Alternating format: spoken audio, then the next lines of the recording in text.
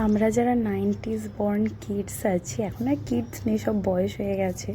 আমাদের বাবা মারা আমাদের সামনে এমন একটা প্রিটেন্ড করেন যেন তারা কোনো দিন ছোটো ছিল না, তারা কোনো ভুল করেনি নি।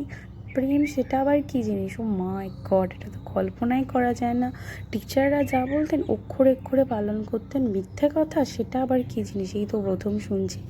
অ্যাকচুয়ালি এইগুলো যখন ছোটোবেলা থেকে আমাদের সামনে বলা হতো না, এবং আমরা ছোটোবেলায় ধরো ভুল করতাম, যখন আমাদের মধ্যে খুব গিল্ট ফিল হতো, মনে হতো জানি মা আমরাই মনে হয় এটা করছি, ওরা কত ভালোই ছিল আর আমরা এত খারাপ, এবং আমাদেরকে বলাও হয়েছে হয়তো। কিন্তু এখন আমি প্যারেন্টস হয়ে এটাই বুঝি যে আমার বাচ্চাকে আমার ভুলগুলো আমি স্বীকার করবো, যে হ্যাঁ এই ভুলটা আমিও করেছি, এই ভুলটা হয়, এই ভুলটা সবাই করে, তুমি একা নও। এবং ভেবো না যে এটার জন্য তুমি খুব খারাপ হয়ে যাচ্ছ, তোমাকে কেউ খারাপ মানুষ ভাবে, সব কিচ্ছু না, ভুল, এগুলো জীবনে ভুল। হ্যাঁ প্রেম হয়, সবার হয়, হরমোনাল প্রেম হয়, খুব ডিপ প্রেম হয়, সবই হয়। মিথ্যে কথা হ্যাঁ সে তো আমরা বলতেই থাকি, বলতে হয়, বড় হওয়ার সাথে সাথে অকারণে মিথ্যে কথাটা বন্ধ হয়ে যায়। এগুলো আমার মনে হয় অকপটে স্বীকার করে দিলে বাচ্চারা খুব রিল্যাক্স থাকে, যে হ্যাঁ এগুলো হয়, এগুলো নর্মাল।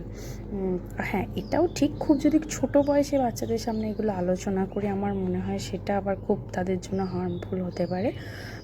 কিন্তু একটু বড় হলে যখন বুঝতে শিখলো, এই ভুলগুলো করতে পারে বলে মনে হয় বা করছে, তখন আমরা আলোচনা করতে পারি, দেখো এই ভুলগুলো আমরা করেছি, করার জন্য এই কিন্তু পরিণতি হয়েছে, এই কনসিকুয়েন্স আমাকে ভুগতে হয়েছে, তোমাকে কিন্তু তার জন্য রেডি থাকতে হবে। তুমি যে ভুলগুলো করছো বললে হবে না যে এই কনসিকুয়েন্স আমি ভুগবো না।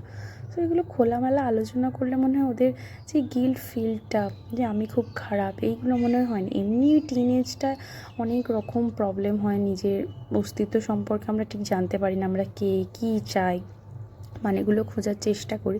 তখন যদি আবার এইগুলো অ্যাডেড প্রেশার হয় যে না আমার বাবা মা এত ভালো ছিল, আমি এত খারাপ, তাহলে মনে হয় খুব খারাপ হয়।